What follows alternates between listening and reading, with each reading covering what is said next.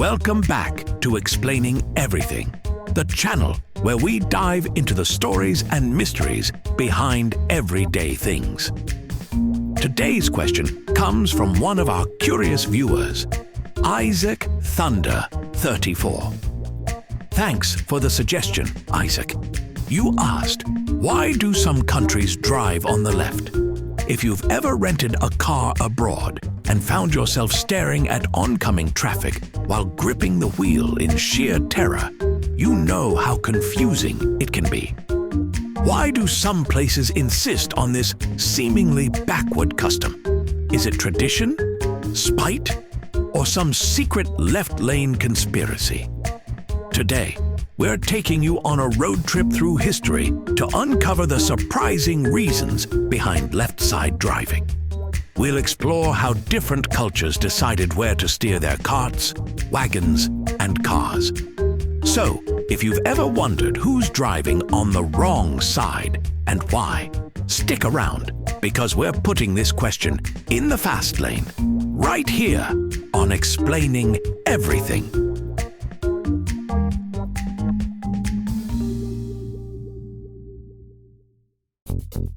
Let's rewind to a time before cars, or even paved roads, medieval Europe. Back then, knights on horseback followed what we now call keep left rules. Why? Because most people were, and still are, right-handed. By riding on the left, knights kept their sword hand closer to potential enemies passing on their right. You never know when a fellow knight might challenge you to an impromptu joust, or let's be real, try to rob you. Even after swords fell out of fashion, thankfully, sticking to the left made sense for personal safety. It was easier to shake hands, fend off highwaymen, or awkwardly wave at someone without falling off your horse. So, if keeping left worked so well, why did people start driving on the right? Enter Napoleon Bonaparte, short in stature, tall on world domination. Napoleon wanted to standardize everything in his empire, including which side of the road to use. He decreed that people should drive on the right. Some say it was a power move. By switching to the right, Napoleon's armies confused enemies used to left-side tactics. Others argue it was just a matter of practicality in crowded streets. Either way, countries conquered by Napoleon started following his right-side rules. So, blame the French. But here's where it gets spicy. Britain, Napoleon's biggest nemesis, doubled down on left-side driving as a way to stick it to him. Oh, you're driving on the right now. Well, we're staying left. Enjoy being basic. Classic petty energy. Speaking of Britain, their commitment to left-side driving spread worldwide. Thank you, colonialism. As the British Empire expanded, so did their road rules. Countries like India, Australia, and South Africa adopted left-side driving, mostly because Britain was calling the shots. Even after these countries gained independence, many stuck with the left. Why? Switching sides would have been expensive and chaotic. Imagine the sheer logistics of changing every road sign, reprogramming traffic lights, and convincing millions of drivers not to crash during the transition. That's a hard pass. Now, let's shift gears to the United States. Early American settlers inherited left-side driving from their British roots, but by the late 1700s, they decided to flip to the right. Why? Two reasons: practicality and, again, sticking it to Britain. Many early American wagons were built with the driver sitting on the left side, so driving on the right gave them a better view of oncoming traffic. It also made it easier to whip horses without accidentally smacking pedestrians, because that's a vibe you want to avoid.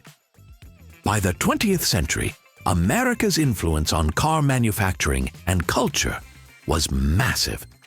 As the US exported cars to other countries, they came with steering wheels on the left, which made driving on the right more practical.